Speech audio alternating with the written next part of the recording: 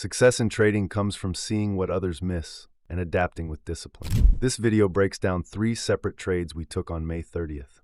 We started long, flipped to a short, and ended the day long again.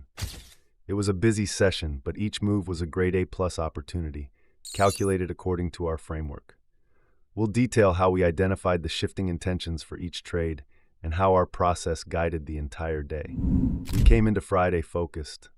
The map was drawn. The levels were the same, but the intentions had changed. Trade number 1 looked promising. Off the open, buyers drove price into 59.13. It was clean, it was fast. But something was off. When we lost 59.11, then 58.93, the tone of the day shifted. What started as a breakout turned into a rejection. And that told me we weren't ready to go higher. That's when we flipped short. Trade number 2 came off the breakdown of 58.78, the most defended level on the board. That level had done everything all week. Held as support, flipped to resistance, bounced, held again, until it didn't. When 58.93 cracked, 58.78 became the line in the sand. Price broke, I entered short 58.72.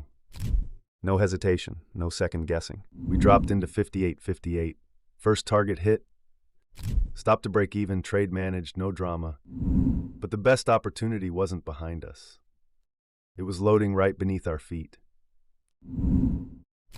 Trade number 3 started where the second one ended, with a flush into 58.54, the final long zone I outlined in the morning game plan. The idea was simple. If price flushes 58.54 and reclaims it with structure, it's a long. That's exactly what played out. We tagged 58.53.25.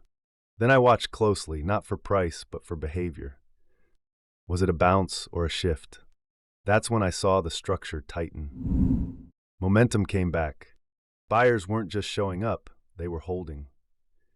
When price pushed back above 58.54, then pulled in gently. That was the moment. I got long on the retest, 58.61.25. The market told me what it wanted. I just had to listen and follow the framework spelt out. T1 hit clean. T2 wasn't far behind. Stop moved to break even, and the runner carried right into the afternoon. I took T3 just before we reached 58.93, the same level that broke us down hours earlier. It was a full circle moment, from rejection to reversal, from short to long, from prepared to present. That's not forecasting. That's following structure. And that's how we trade here. One setup at a time, executed when the market says go. Want more trades like this? Join the thousands of subscribers and join me. Go to ESDaily.com and subscribe.